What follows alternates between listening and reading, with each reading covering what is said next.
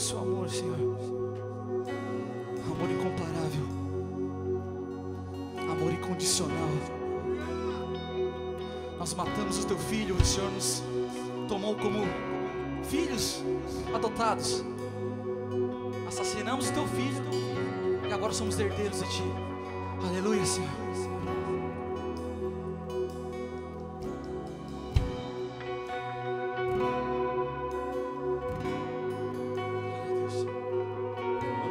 Onde está o amor? O amor pode aplaudir aquele que é a fonte de todo amor. O amor está aqui. Você é o amor. Você é a expressão máxima desse amor. Glória a Deus. Glória a Deus. Ele nos amou de tal maneira ao ponto de sermos chamados filhos. Não existe nenhuma outra expressão de amor maior senão o dia que Deus te chamou de filho. Essa é a expressão máxima do amor de Deus sobre qualquer ser humano na terra. Essa é a expressão máxima do amor de Deus sobre você. O amor de Deus não se expressa naquilo que você tem. O amor de Deus não se expressa naquilo que você pode. O amor de Deus não se expressa no conforto que nós alcançamos para viver. O amor de Deus se expressa em quem nós somos. E nós somos nessa manhã filhos do amor. Você é filho do amor, eu sou filho do amor. Nós nascemos do amor. O amor é uma pessoa. O amor está encarnado. O amor se materializou. Aquilo que era um sentimento, agora ele tem nome. Mário, ele tem nome. Alessandra, ele tem nome. Warren, ele tem nome. Aline, ele tem nome. Léo. O seu nome do amor. E quando você canta, o amor canta. Quando você abraça, o amor abraça. Quando você repreende, o amor repreende. Você está pronto para essa manhã? Receber uma palavrinha fresca? Então pode tomar o seu lugar, fica bem à vontade. Obrigado, equipe. Uma salva de palmas para a nossa equipe. Eles ajudam, né? Meu Deus. Eles deixam o trabalho muito facinho. A gente costuma dizer que a música, ela cava o buraco. E o pregador, ele joga a semente. Quando o buraco está raso, não adianta a semente ser a melhor, se ela ficar na superfície. E é maravilhoso sempre poder começar com uma palavra que já vem com um buraco bem aberto. A gente sabe que o solo é bom. Tudo que depende de uma semente não é somente a qualidade da semente, mas a qualidade do solo. E eu sei que você é um solo bom. Você é um solo fértil. Onde a semente cai na sua vida, nós estamos vendo o fruto disso. E frutifica a 30, 60, 100, a 1000 por um. E nós sabemos que você tem frutificado onde você está. E eu quero pedir perdão aqui, publicamente, porque eu não tenho conseguido falar menos que meia hora. E o nosso tempo aqui separado é meia hora. Sabia disso? E eu toda vez estou estourando. Quero pedir perdão para a banda, pedir perdão para a sessão, porque isso é desrespeito com eles, né? A gente invade um tempo do outro aqui. Mas assim funciona a lei. Sem lei não há pecado. E eu mesmo fui refém da própria lei que eu fiz. Eu falei, não, é meia hora, pessoal. Não, pastor, mas meia hora não dá para falar nada. Não, é meia hora. Quando é visita é 40 minutos, mas quando é pastor de casa é meia hora. Sabe por quê? Porque a Bíblia diz que nós não seremos ouvidos pelo muito falar. E aí eu percebo que quando estou estourando o horário, eu já estou falando demais, e isso significa que estou falando de menos. Falo, e daí você sai daqui e fala, cara, o que ele queria dizer mesmo? O cara falou tanto, então eu prometo que hoje eu vou tentar ficar em meia hora, amém? Essa semana a gente estava em São Paulo, e há 2 anos atrás, quando a gente começou a Igreja no Cinema, a gente profetizou aqui, sabe o quê? Alguém lembra que a gente tem profetizado isso? Cada hashtag é uma profecia. Reforma nacional. Há 2 anos atrás, se você olhasse para a esquerda, para a direita, você não via ninguém. E de repente, essa semana, eu tive a alegria de pregar ontem e antes de ontem numa conferência chamada Burnout. E para minha surpresa, eu chego lá, a igreja estava fazendo 2 anos. Isso significa que é uma igreja da geração da Igreja no Cinema. A gente nasceu em setembro, ela nasceu em fevereiro, março. E hoje, quando você olha o país, você começa lá do sul, tem o You Ministério You, dentro da Assembleia de Deus. É um remanescente. Aí você olha um pouco para cima, tem a Brasa Church, é outro remanescente. Aí você sobe um pouquinho, tem a igreja no cinema. É outro remanescente. Aí você sobe mais um pouquinho, desce um pouquinho, tem a igreja no cinema em Floripa. Outro remanescente. Aí você já sobe para São Paulo, tem o Dunamis, da Monte Sião, é outro remanescente. E agora você vai para Arujá, tem a Gravidade Zero Church, é outro remanescente. E aí, para minha surpresa, eu chego lá e conheço o pastor da Hangar 7. Hangar 7, semana passada tinha 8 pessoas aqui que vieram exclusivamente para conhecer a igreja no cinema. E o fato é que Deus está levantando uma nova geração, uma próxima geração de pessoas que têm mudado o entendimento acerca do que a Bíblia diz sobre igreja. E parece que eles são primos. Você chega lá, parece que está em casa. E você imagina, você chega lá, né, numa conferência e fala, meu Deus, eu por princípio meu, um dia eu fiz um trato com Deus. Todos os lugares que eu vou pregar como se fosse minha última vez. Então eu não estou preocupado se vão me chamar de volta. Eu não quero vir pregar de volta onde eu prego. Se me chamarem, amém. Se não me chamarem, fez um favor para mim, porque daí eu sei quem eles são. Não vou perder mais tempo com eles. Sou um pouco agressivo, né? Sou um pouco orgulhoso, mas o fato é que a Bíblia ela é absoluta. Ela não é relativa. E eu tenho declarado que nós vamos viver dias no nosso país, na nossa cidade, onde as nossas semelhanças não serão mais do que nós fazemos. Por que esses caras me chamam para pregar em conferência? Por que eles me chamam para participar com eles de café de pastores? Por quê?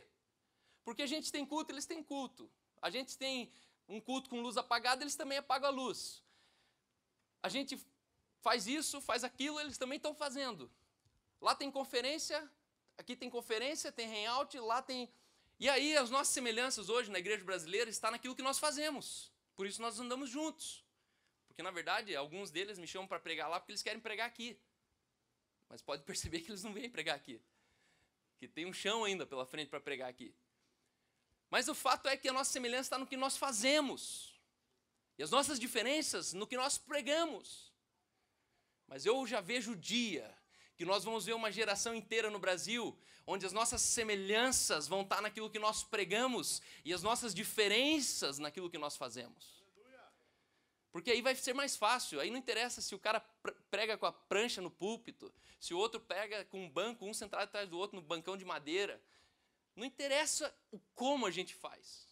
Mas o fato é que hoje a gente caminha com pastores, que quando a gente fala de fazer das coisas, está tudo legal. A hora que você fala de pecado, salvação, vida eterna, Satanás, libertação, cura interior, avivamento. Quando a gente fala sobre missionário, quando a gente fala sobre ministério infantil, aí eles vão para trás e falam, não. E aí eu fui parar lá em São Paulo, em Arujá, nessa igreja, porque há 1 ano e meio atrás eu preguei numa conferência em Mogi das Cruzes. Quando eu desci dessa conferência, tinha um cara 2x2 assim, cara. Pensa num cara meio lutador de sumô, grande. E o cara chorava feito uma criança. E ele abraçou e falou, meu irmão, você não sabe o que você fez, o estrago que você fez em mim hoje. Você não sabe o que você fez em mim hoje. E eu saí dali e ele falou, quero te trazer para Arujá. Eu falei, beleza, vamos conversando. E aí quando eu saí dali, eu cheguei, passou 1 mês, passou 2, passou 3, eu comecei a acompanhar eles no Instagram e comecei a ver a origem dele. O pai espiritual dele, blá, blá, blá, blá, blá, blá. Quando eu vi o pai espiritual dele, eu falei, ixi, esse cara não me chama mais nem morto para pregar lá. Porque o pai espiritual dele já é PT comigo, entendeu? Já está do outro lado. Não vou falar o nome aqui para não... né, o dia que a gente curar o relacionamento, a gente fala aqui quem que era. Mas daí a gente vem apresentar um novo irmão. Mas o fato é... o fato é que eu jurei. Eu falei assim, falei para a Aline, duvido que esse cara vai me chamar. Vai se chamar nada. Passou 1 ano e meio, esse cara me inscreve no Instagram. Lá no inbox. Cal, vamos fazer uma conferência, tal, vai vir isso, vai vir fulano, ciclano e tal. Falei, opa, tô dentro. Eu nem sabia se eu podia. Eu só falei, tô dentro, pode colocar eu lá e tal e tal. E o cara se surpreendeu com a minha rapidez em responder. Mas na verdade eu respondi porque eu sabia que ele não ia me chamar, e ele me chamou. E quando eu cheguei lá, cara, confesso que eu cheguei na casa do pastor. E foi o primeiro lugar onde eu vejo uma casa de pastor ser o reflexo da igreja dele. A casa dele era tão top quanto a igreja dele. Porque as realidades que eu conhecia, a igreja do cara era meio que um hospital público, assim, sabe? Aqueles azulejão e tal, os bancão, tudo meio sem excelência. Mas quando você chega na casa do pastor, tem gesso, tem iluminação, tem piscina, tem tal. E ali você chega e fala, cara, esse cara já condiz, a vida dele já condiz, né? Como ele veio à igreja, como ele trata os membros da igreja. E aí eu preguei, cara, e aí você já sabe como é que foi, né? Imagine, você pregar sobre a graça com a trilha sonora do Oficina G3 trocando atrás para você, fazendo fundinho, entendeu? Cara, tudo que eu precisava. Mas o fato é que foi uma noite de glória, quinta-feira, sexta-feira de manhã, sexta-noite e sábado de manhã. E tem mais uma igreja no Brasil que falou, cara, é isso e é isso. E aí no final esse pastor me chama no cantinho, sabe o que ele fala para mim? Cara, eu vou te confessar.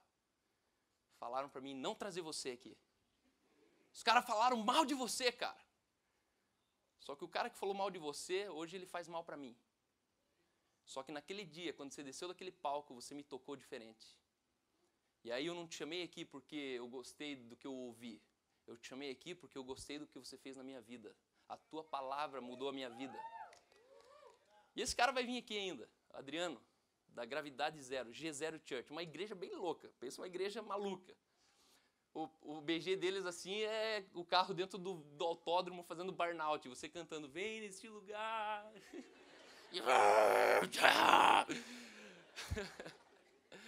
Mas pensa uma igreja que eu amei. E é assim, cara. A alma e o espírito, ela é dividida pela palavra. Você sabia que a palavra de Deus tem poder para dividir? Poder para dividir. Só que ela não divide em bom e ruim, certo e errado. Ela divide juntas e medulas. A palavra de Deus ela é apta para dividir alma de espírito. E a palavra de Jesus é apta para discernir o quê? Pensamentos das intenções. E eu entendi isso de uma outra ótica. Você sabia que no jogo de futebol nós temos divisões? Não é uma divisão dos ruins e dos bons. É uma divisão de primeira divisão, segunda divisão, terceira divisão.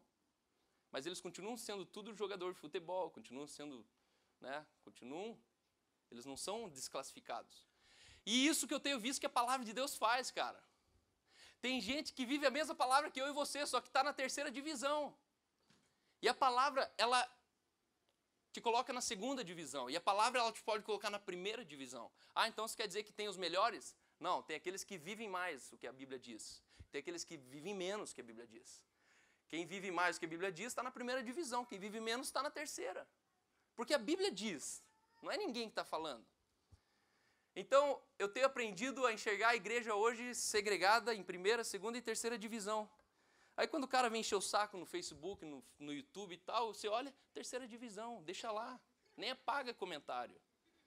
Porque aquele comentário ali mostra que ele é terceira divisão. Na verdade, ele que está dizendo que ele é da terceira divisão. A gente precisa entender mais do que a Bíblia diz. E hoje eu quero falar sobre The Turnaround, episódio 2. Quem estava aqui semana passada? The Turnaround, episódio 2. Semana passada eu terminei falando, creia mais no seu futuro do que o que o seu futuro pode trazer para você. Quando nós cremos naquilo que o futuro pode trazer para nós, nós estamos subestimando o futuro.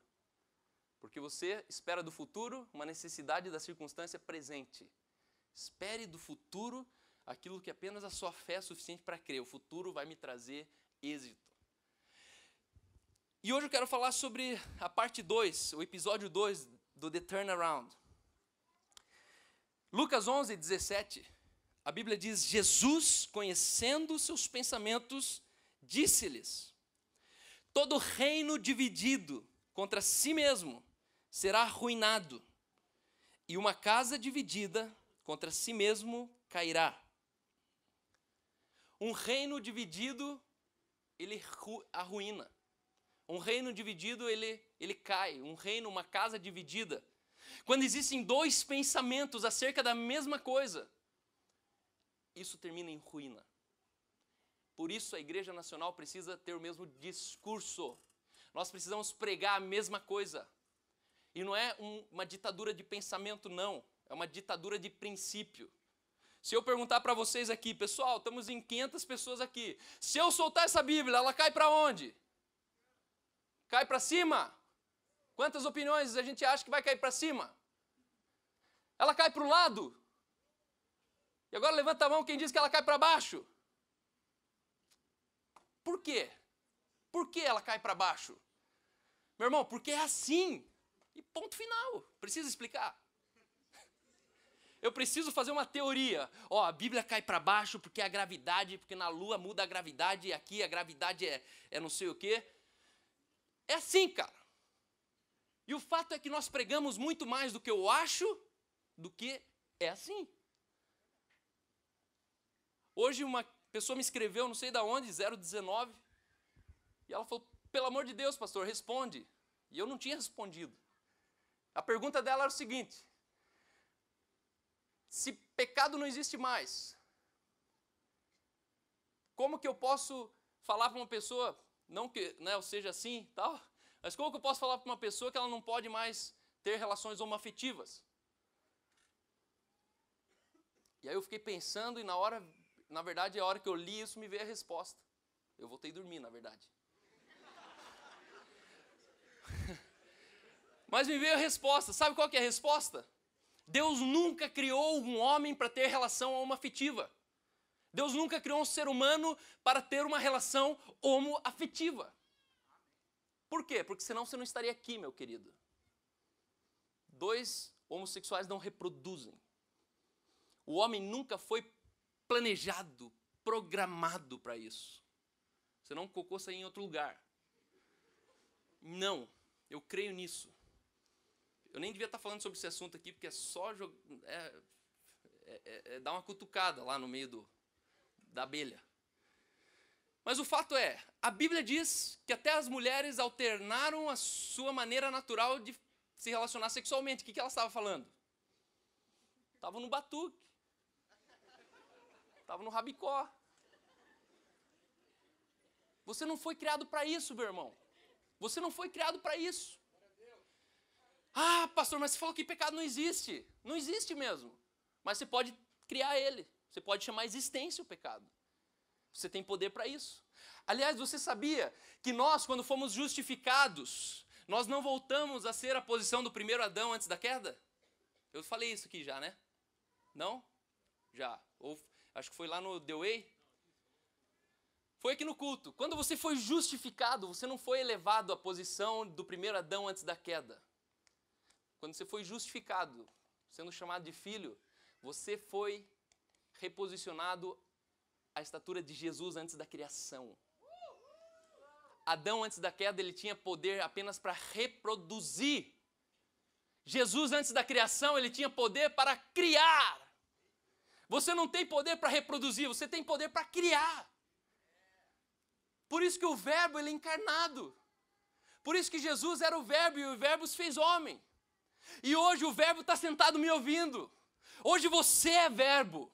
Você é um verbo encarnado hoje. Por isso nós falamos do Speak Life, em você é a vida. Quando você fala, isso se materializa. E se você fala bênção, a bênção se materializa. Se você fala maldição, você vai chamar a existência a maldição. Ah, então o pecado não existe mais. Claro que não existe. O corpo foi destruído. O sangue de Jesus nos libertou de pecados. O sangue de animais cobria pecados, o sangue de Jesus removeu os pecados. O pecado ele não tem mais poder sobre nós. Isso que quer dizer que o pecado não existe. Mas não que a gente não peca mais. Agora, a gente peca por quê? Por imaturidade. Então eu chamo a existência o pecado. E você peca de novo. E aí eu te pergunto, pecado é o certo que você fez? Ou melhor, pecado é o erro que você cometeu? O certo, o errado que você fez? Ou o não certo, o certo que você não fez? Pecado é o errado que eu cometi ou o certo que eu deixei de cometer? O que é pecado? E o que você aprendeu que é pecado? Você acha que pecado é alguém dar a bunda? Não! A questão é que o relacionamento homoafetivo provavelmente ele não vai estar acertando. Ele está fazendo algo que, azar o que ele está fazendo. Uns fazem isso, outros estão mentindo. Qual que é a diferença? Nenhuma. Nossa, mas lá na igreja de cinema os homossexuais servem no backstage. Não sei se são homossexuais. Mas lá tem mentiroso servindo no backstage, tem pessoal que está dando um picote escondido. E a gente sabe disso. Seria muita ignorância eu olhar e falar, não, aqui, igreja de cinema, ninguém faz nada. Faz. Mas a hora que eles entenderem que eles não nasceram para fazer aquilo, eles vão começar a desfrutar aquilo que eles nasceram para desfrutar. Você pega um tiro de dardo, certo? Quando você joga o dardo, pum! Você está preocupado com a gravidade da decepção onde o dardo bateu ou onde ele não bateu? Sua preocupação é onde não bateu. Ele não bateu ali, ó. Ele tinha que bater naquilo ali. Não, mas ele bateu abaixo. Nossa, ele bateu abaixo. Meu Deus. Não, ele bateu abaixo do tabuleiro. Meu Deus, pegou na parede. Meu Deus. Não, cara. Tua frustração é que você não acertou lá na bolinha. Pecado não é o errado que eu fiz. Pecado é o certo que eu não estou fazendo. Uma relação afetiva nunca vai viver o que Deus chamou de casamento. Nunca. Não tem como. São dois gêneros do mesmo sexo. Existem particularidades. Você pode mudar o que é físico, mas você não pode mudar o que é da alma, da emoção. Você não pode mudar a estrutura cerebral de um cara. E o cara é uma coisa e a mulher é outra. E Deus fez o homem e a mulher diferente. Mas eu não vim falar sobre isso hoje. Você está vendo? Quanto tempo que eu tenho ainda? Quanto tempo que eu tenho ainda? 15. Por isso que a gente precisa começar a ler a palavra como uma palavra que divide. Ó, esse aí está falando ainda o que acha, esse aí está falando o que é. Porque se a gente relativizar o que a Bíblia diz, aí a gente já não está falando da Bíblia. Uma Bíblia relativizada já deixou de ser Bíblia há muito tempo. A Bíblia diz assim, assim, assim e assim. E assim. Por quê? Porque é assim. Você sabia que um pensamento dividido, o pensamento dividido, Jesus ele olha para quem estava aqui, ele diz, conhecendo-lhe os pensamentos. Jesus estava se referindo a pensamento, falando de uma divisão de reino. A divisão de um reino começa num pensamento. A divisão de um casamento começa num pensamento. A divisão de uma empresa começa no pensamento. A divisão de famílias começou num pensamento. A divisão social, política começou num pensamento. Os pensamentos, eles ou dividem ou ele nos une. Um pensamento dividido, eu chego à conclusão que é uma verdade questionada. Um pensamento dividido é uma verdade questionada. Quando uma verdade começa a ser questionada, ali a gente começa a dividir dois pensamentos. Por exemplo, Jesus e Eva. Jesus e Eva, eles sofreram a mesma tentação. Jesus e Eva falaram com o mesmo Satanás. Jesus e Eva foram reféns da mesma falta de criatividade do diabo. A questão que Eva era Eva e Jesus foi Jesus. O diabo, para aqueles que são nascidos de novo, o diabo nunca vai te tentar com uma mentira. Sabe por quê? Porque isso nunca vai funcionar com você. A Bíblia diz que nós fomos estabelecidos no verdadeiro. Se eu estou estabelecido no verdadeiro, eu farejo. É falso, falso, falso, falso, falso, falso, falso, falso. Por isso que eu não tenho medo de colocar ninguém para pregar aqui. Porque eu sei que você foi estabelecido no verdadeiro. Você sabe bem certo o que ele está falando que é e o que não é. Você sabe bem certo o que eu estou falando que é e o que não é. Nós fomos estabelecidos no verdadeiro. Tudo que não é verdadeiro já é falso, meu irmão. Tudo que não ajunta já espalha, meu irmão. Tudo que não é bondade já está sendo outra coisa senão bondade. E hoje a gente vive nessa integridade, porque aí o negócio, o caminho é caminho mesmo. Aí o caminho que a Bíblia, eu creio que a Bíblia diz que é estreito, não é que ele é apertado, mas ele é estreito, ele é justo, ele é íntegro. Um caminho íntegro é você entender que para você ser íntegro, você precisa acertar em quantas áreas na sua vida? Para você ser íntegro, o Thales é íntegro, quantas áreas ele precisa acertar na vida dele? Todas. Para o cara deixar de ser íntegro, quantas áreas ele precisa errar na vida dele? uma. Isso que é ingrato. Por isso que a gente sabe quem é e quem já não é. Então não tem o meio termo, não. Eu tenho andado com Deus, tenho buscado a face, tenho buscado o quarto de secreto, quarto de guerra, porque não sei o quê. E estou no processo, pastor, estou no processo. Meu irmão, ou se é ou se já não é. Ou você é íntegro ou você já não é. Porque eu ressalvo, integridade não é você não errar. Sabe o que é integridade? É você tornar públicos os teus erros. Ninguém te surpreende. Todo mundo sabe que eu sou meio bocó. Mas eu não escondo isso de ninguém. Eu não tento vir aqui, pessoal, vocês sabem e tal, e por trás eu tô, Não, integridade. Um pensamento dividido é uma verdade questionada. Aí o diabo chega para Eva e fala, Eva! E Eva turn around.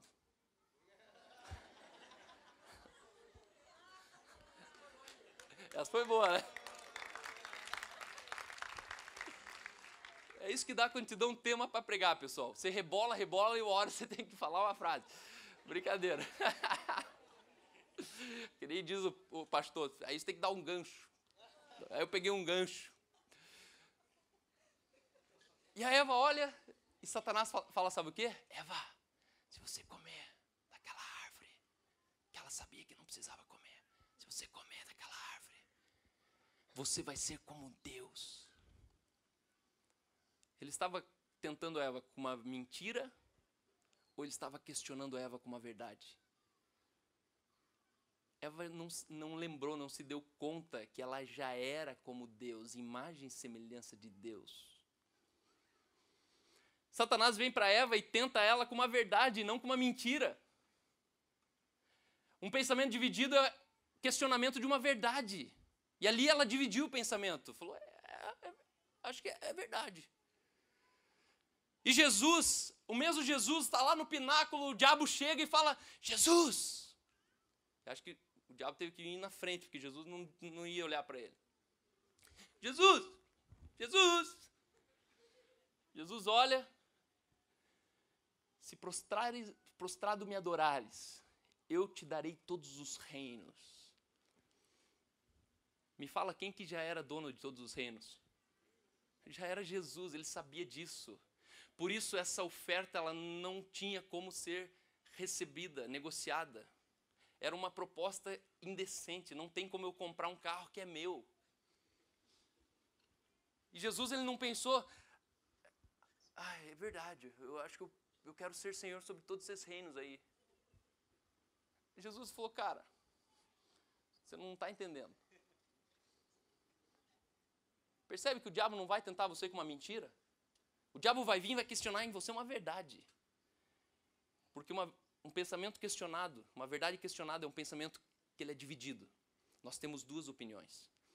Você sabia que duas opiniões revelam a ausência de um princípio? Uma igreja onde nós temos muitas opiniões revela que é uma igreja que tem pouco princípio. Porque quando eu perguntei para onde que a Bíblia ia cair, nós não tivemos mais de uma opinião. Nós só tivemos uma opinião. Porque um princípio é por si só um princípio. Ninguém tem duas opiniões sobre um princípio. Estratégia de Satanás. Ele engana aqueles que são das trevas com mentiras. Quando você estava mortos em delitos e pecados, o diabo vem e fala que vai te dar isso, que vai te dar fama, que vai te dar poder. Para quem não é luz, para quem não é filho, para quem não é renascido, o diabo ele tenta com mentiras.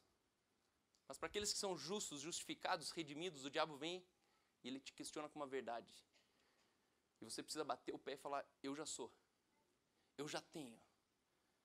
Já é meu. Sabe uma verdade questionada nos nossos dias? É ter que aguentar uma igreja de influência nacional ficar fazendo campanha em cima de 2 Crônicas 7,14. Porque se o meu povo, que se chama pelo meu nome, se humilhar e orar, e se não sei o quê, então do céu eu ouvirei o seu pecado, sararei a sua terra e não perdoarei os seus... Meu irmão, enquanto você estiver orando isso, você está dizendo que isso não aconteceu. Mas o fato é que alguém lá atrás, já existe um povo que se humilhou, já tem um povo que orou, já tem um povo que clamou e pediu perdão pelos seus pecados.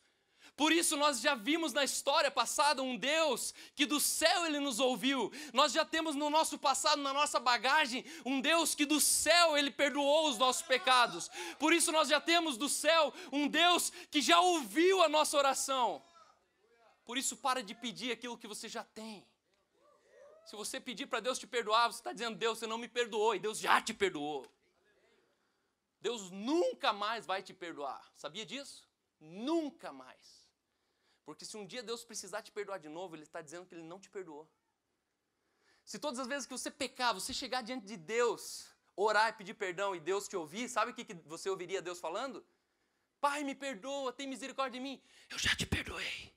Pai, me perdoa. Já te perdoei, eu já te perdoei, eu já te perdoei, eu já te perdoei, eu já te perdoei, eu já te perdoei. A religião, ela tem fé para crer que todo o nosso passado está perdoado, mas não tem fé para crer que todo o nosso futuro já foi perdoado. Porque o Cordeiro de Deus tirou o pecado do mundo. Está perdoado. Entende que a gente rebola em cima da Bíblia como se a Bíblia fosse escrita hoje. Por isso que eu suspeito de pastores que ficam falando: nós somos a nova geração, nós somos a nova não sei o quê, é um novo avivamento, é um novo... Meu irmão, onde está escrito na Bíblia sobre Deus se mover por avivamentos? Deus não se move por avivamentos. Pare de buscar avivamento. Porque avivamento para essas pessoas é um reteté, é um corredor que você passa correndo fazendo assim, ó. Meu irmão, isso aí não é avivamento, isso não pode ser. Avivamento é você justificado no lugar original. Avivamento é você descobrindo a plenitude do perdão dos seus pecados.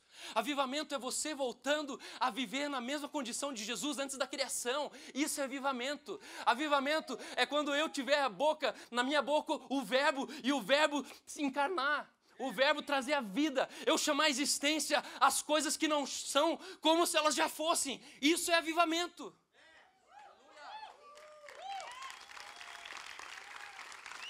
Eu tenho dificuldade, porque meus amigos ainda estão buscando avivamento. Mas são meus amigos, eu amo eles. Mas aí eu chego no culto deles, eu tenho que passar nesse corredor. Porque todo mundo está me olhando, aí, ele vai ou não vai?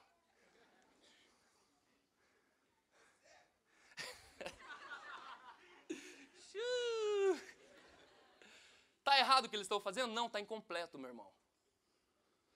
Eu costumo dizer que todos esses caras aí, porque a puxada de volta é que a gente está errado no que a gente está falando. Só que a gente nunca falou que o que eles estão fazendo é errado. Porque existe uma coisa errada que você faz, mas existe uma coisa incompleta que você faz. E hoje a integridade é eu chegar para o Thales e falar: Thales, porque o batismo é assim, assim, assim. O Thales olhar para mim e falar assim: não, isso aí não é assim. E me deixar no vácuo. Pô, isso aí não é assim? Tá, então como que é, Thales? Não sei. Ah, seu bundão, sai fora. Outra coisa é o Thales pegar esse pensamento meu, como um elastiquinho, e esticar ele. Falar: Cal, é assim, só que além disso, é assim, assim e mais assim, Cal. Eles falam: meu... Uma coisa é eu ficar falando contra alguma coisa, outra coisa é eu vir acrescentar. Falar: Cal, era assim até lá, mas depois daquilo aconteceu isso, aconteceu isso, aconteceu isso, e você fala: uau. E aí você foi liberto.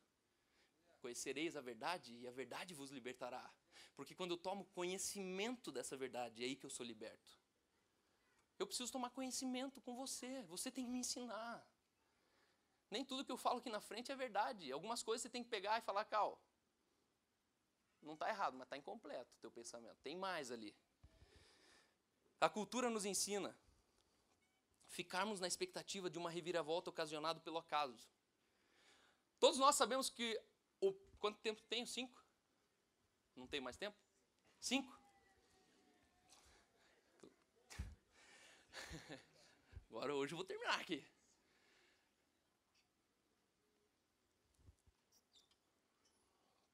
Todos nós esperamos uma mudança vinda do acaso. Vai dizer que você, na política nacional, você não vê solução nenhuma, mas você fica esperando que alguma coisa aconteça. É isso que a cultura ensinou a gente, esperar uma reviravolta. Porque era focos na história da humanidade e de repente deu uma reviravolta. Mas se sabemos quem somos, apenas quando nós soubermos quem nós fomos, que nós somos. Nós poderemos fazer o que quisermos por causa de quem nós somos.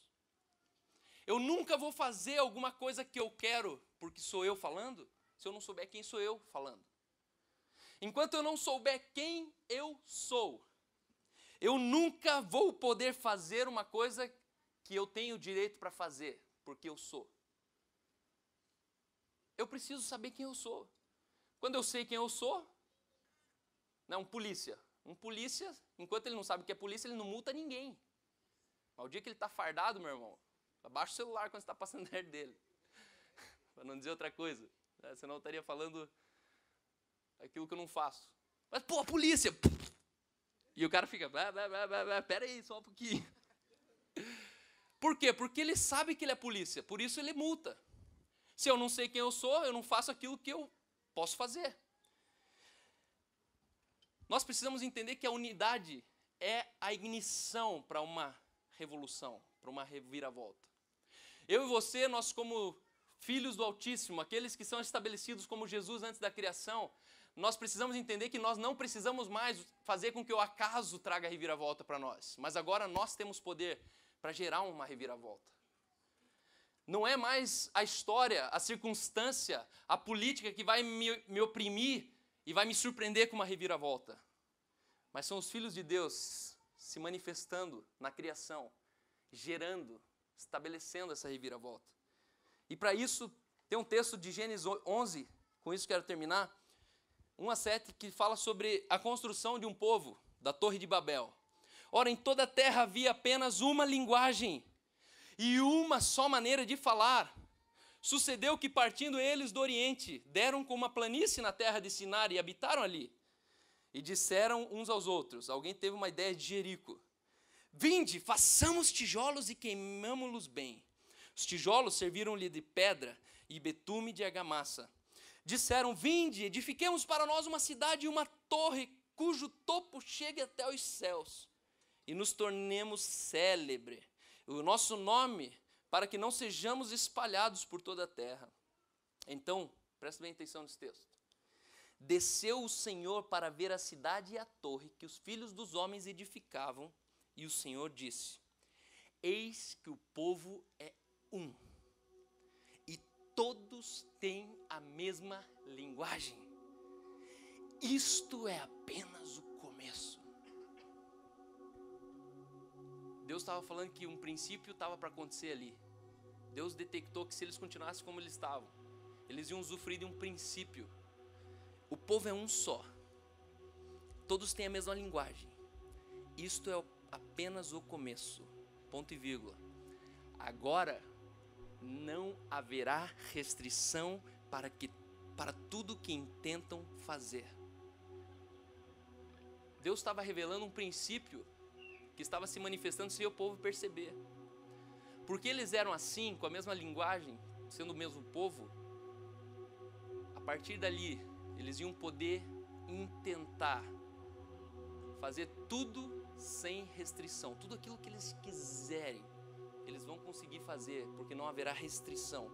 Vinde, desçamos e confundamos ali a sua linguagem, para que um não entenda a linguagem do outro. Em primeiro lugar, o poder da unidade. Ninguém questionou aquela verdade. Vamos lá, vamos construir. Eles tinham a mesma linguagem e era o mesmo povo. Existem duas chaves que são a ignição do turnaround. A primeira delas é a unidade, quando nós sermos o povo de Deus com o mesmo discurso, com o mesmo sentimento, com a mesma compreensão, com a mesma fé, nós alcançaremos unidade. E a unidade, ela é fruto de uma natureza e não mais fruto de uma cultura. Por isso entenda que cultura do reino não existe. Naquele momento, Deus estava pegando uma natureza que era um povo só. Eles eram naturais do mesmo povo. Eles eram um povo só. Deus pegou aquela natureza e transformou em muitas culturas. Deus pegou aquela natureza, transformou em muitas culturas. E hoje os nossos irmãos queridos, eles até vendem roupa, dizendo assim, cultura do reino. Nós na igreja vivemos a cultura do reino. Meu irmão, o dia que reino de Deus, o dia que cristianismo for uma cultura, nós estamos rebaixando o cristianismo. Porque eu tenho alemão, eu tenho japonês, eu tenho australiano, eu tenho brasileiro, eu tenho índio e tenho crente. Um crente é igual ao índio. Ele tem os costumes dele, cada um se respeita e papapá. Isso acontece quando a gente reduz a nossa natureza a uma cultura. Mas a questão é que o cristianismo puro, baseado nas escrituras, não muda a sua cultura, ele muda a sua natureza. Por isso nós teremos o índio crente, nós teremos o alemão crente, nós teremos o brasileiro crente, sem eles mudarem a cultura deles. Mas eles terão a sua natureza de volta, unida na mesma natureza. Eu não quero que todas as igrejas do Brasil pareçam com a igreja de Simena, não, porque senão eles só vão pegar nossa cultura e esquecem da minha natureza. A questão é que nós precisamos resgatar a mesma natureza. Quando nós tivermos a mesma natureza, a nossa boca vai falar as mesmas coisas, o nosso coração vai pensar as mesmas coisas, a nossa linguagem será a mesma, porque nós temos a mesma natureza, mesmo com hábitos diferentes, mesmo com escolhas diferentes, com culturas diferentes. E quando nós temos esse povo, o mesmo povo da Torre de Babel, não haverá nenhuma restrição para tudo que a igreja no cinema intentar fazer. Não haverá restrição. E a partir do momento que eu e você nós começarmos a manifestar the turnaround, nós nunca mais vamos precisar a história nos trazer uma reviravolta. Quando você vive justificado, você nunca precisa de que alguém mude alguma coisa na sua vida. Ah, eu queria tanto uma mudança, meu casamento não aguento mais. Você precisa de uma mudança no seu casamento o dia que seu casamento estiver horrível. Mas quando você chega no casamento, está tudo certinho. A tua esposa vai olhar e falar, não, eu preciso de uma mudança no casamento. Não, ela fala, não, está tudo legal. Inclusive eu vi essa semana. Você é o melhor marido do mundo. Obrigado por você ter casado comigo. E eu olho e falo, cara, não, vou mudar. Ah, não aguento mais ser o melhor marido do mundo, assim não dá. Vamos the turnaround. Não, você muda aquilo que precisa ser ajustado. Vamos nos colocar de pé. Eu não sei o que você entendeu de tudo hoje, mas o fato é que eu tinha muito para falar. E o fato é que eu tinha quase nada na mente para falar para vocês. Eu não sabia o que falar hoje exatamente. Mas eu creio que Deus ele quer levantar um povo com a mesma linguagem, com o mesmo sentimento, com o mesmo discurso, independente das nossas culturas locais. Se você puder, feche os seus olhos comigo. Eu gostaria de convidar toda a igreja a orar com todo o seu coração, com toda a sua alma, com todo o seu entendimento, fazendo das minhas palavras as tuas palavras. Uma oração de resposta daquilo que eu falei até agora. E eu quero convidar todos a orar dizendo assim: Senhor Jesus, nessa manhã, eu abro meu coração, não para receber uma nova cultura, não para mudar o que eu faço, mas eu quero receber no meu coração a tua natureza, que vai mudar o que eu sou. Eu declaro que Jesus Cristo está vivo. Eu declaro que Jesus Cristo está nesse lugar. Ele não é um Deus morto, mas é um Deus vivo, que está entre nós. Eu declaro que a partir de hoje eu sou salvo. Ninguém pode questionar isso na minha vida, porque eu sou o que Deus diz que eu sou. E eu declaro que eu viverei para ser aquele que eu nasci para ser. Entra na minha casa, entra na minha vida. Espírito Santo, traz a alegria, traz a paz, traz a paciência, traz a fidelidade sobre a minha vida. Eu declaro que sobre minha vida não há mais condenação, não há mais culpa. Em nome de Jesus, amém, amém, amém.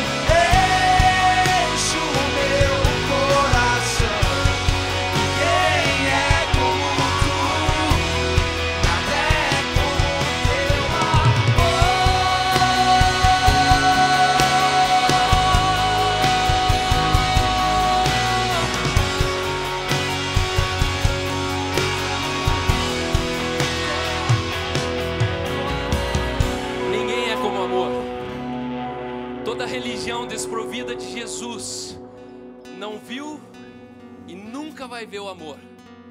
Porque Jesus, ele diz: eu sou o caminho, eu sou a verdade e eu sou a vida.